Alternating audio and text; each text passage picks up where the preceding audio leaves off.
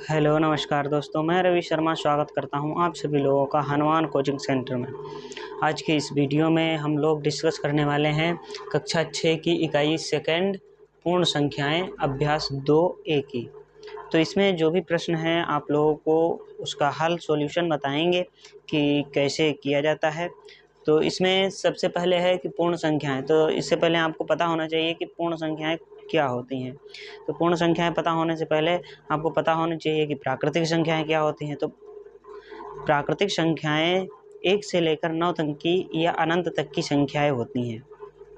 तो उनसे पहले अगर हम 0 लगा देते हैं तो वह प्राकृतिक संख्याएं पूर्ण संख्याएं बन जाती हैं। जैसे हमने 1, 2, 3, 4 इत्यादि लिखा है, तो इससे पहले अगर हम 0 लगा देंगे तो ये पूर्ण संख्याएं बन जाएंगी। तो वीडियो करते हैं स्टार्ट और आपकी अभ्यास को करते हैं शुरू।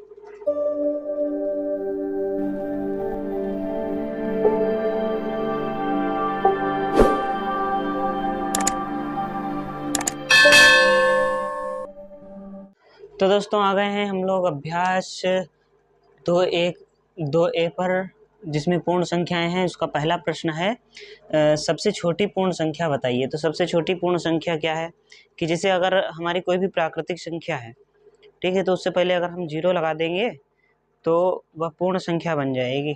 तो हमें इसमें सबसे छोटी पूर्ण संख्या पता करनी है। तो सबसे पहले तो 0 ही आएगा। तो इसलिए इसमें 0 एक सबसे छोटी पूर्ण संख्या हो जाएगी। ये है आपका आंसर होगा। और उसके बाद है संख्या रेखा पर निम्नांकित पूर्ण संख्याओं को प्रदर्शित करें। तो ये जो संख्याएं दी गई हैं 0, 1, 2, 3, 4, 5, 6, 7, 0 से लेकर 7 तक की, ये हमें एक संख्या रेखा पर प्रदर्शित करनी है। हमें एक रेखा बनानी होगी और उस पर हमें प्रदर्शित करना होगा। तो देखिए इसे, जिसे हमने एक रेखा खींच ली है, ठीक है, और उसके बाद हमें इन संख्याओं को हमें इस पर प्रदर्शित करना है। तो यहाँ पर मान लिया हमने 0 मान लिया, यहाँ पर मान लिया 1, यहाँ मान लिया 2, और यहाँ मान लिया हमने 3, यहाँ 4, यहाँ 5, यहाँ 6 और यहाँ पर 7। तो ये हमारा आंसर हो गया है। तो और इसके बाद आगे के प्रश्नों पर चलते हैं, देखते हैं तीसरा और चौथा, पांचवा, छठा ये प्रश्न क्या कह रहे हैं। तो दोस्तों आ गए हैं हम लोग तीसरे प्रश्न नंबर पर। तीसरा और चौथा और पांचवा, ये आप इस बार ये अपनी पूरी अभ्यास समाप्त हो जाएगी। इसमें कह रहा है कि 3 क्रमागत पूर्ण संख्याओं में पहली और तीसरी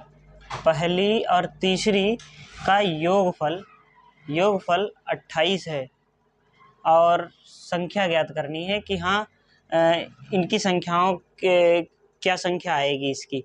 तो इसकी पहली और तीसरी संख्या का योग मतलब योग 28 है। तो इसके बीच की संख्या हमें ज्ञात करनी है कि वो वाली संख्या कौन सी है और पहली और तीसरी कौन सी ऐसी संख्या है जिसके ऐसे योग से 28 बन जाता है।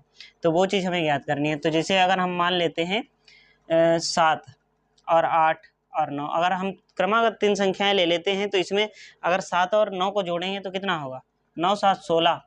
तो ये तो 16 ही रह जाएगा, ये 28 नहीं होगा, ठीक है। तो इसी तरह से हमें जोड़ना है कि ये 28 कैसे होगा। तो देख लेते हैं, जैसे 14, फिर 15, फिर 16। तो इसमें देख लेते हैं 14 और 16 का योग क्या 28 होगा। तो 6, 4, 10 का 0, 1 और 1, 2 और 1, 3, ये तो ज़्यादा हो जाते हैं, इससे कम कर लेते हैं। फिर 13 और 15 का देख लेते हैं। 13 और 15 का 5, 3, 8 और 1, 1, 2 हो गया 28। तो इसमें हमें करना क्या है, 13, 14 और 15 हो जाएगा। 13, 14 और 15, ये हमारी क्रमागत 3 संख्याएं आ जाएंगी। तो यही है हमारा आंसर हो जाएगा। और उसके बाद है फिर यदि 3 पूर्ण संख्याओं में मध्य की संख्या 39 है, कि यदि 3 पूर्ण संख्याओं में मध्य की संख्या मतलब बीच की संख्या 39 है, तो तीनों संख्याएं ज्ञात कीजिए। तो इसके आगे और पीछे की 2 संख्याएं होंगी तो वो ज्ञात करनी है। तो 39 के बाद आती है 40, 39 के बाद आता है 40 और 39 से पहले आता है 38। तो ये हमारा आंसर हो जाएगा। और उसके बाद देख लेते हैं, फिर है 5वां वाला प्रश्न, प्राकृतिक संख्याओं के समूह में किस संख्या को सम्मिलित कर लेने पर वह पूर्ण संख्याओं का समूह बन जाता है। तो इसमें किस संख्या को सम्मिलित कर लेने पर, तो इसमें हमने सबसे पहले बताया था आपको कि जब वीडियो हमने शुरू की थी तभी बताया था आपको कौन सी पूर्ण संख्याएं होती हैं और कौन सी प्राकृतिक संख्याएं होती हैं। तो इसी में बताया था हमने कि किसी भी संख्या से पूर्व अगर हम जीरो को उसमें जोड़ लेते हैं तो वह पूर्ण संख्या बन जाती है। तो उसी प्रकार इसका आंसर हो जाएगा 0। तो ये पूर्ण संख्या बन जाएगी।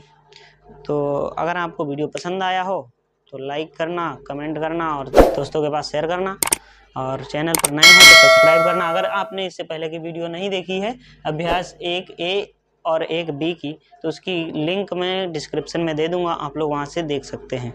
Thank you.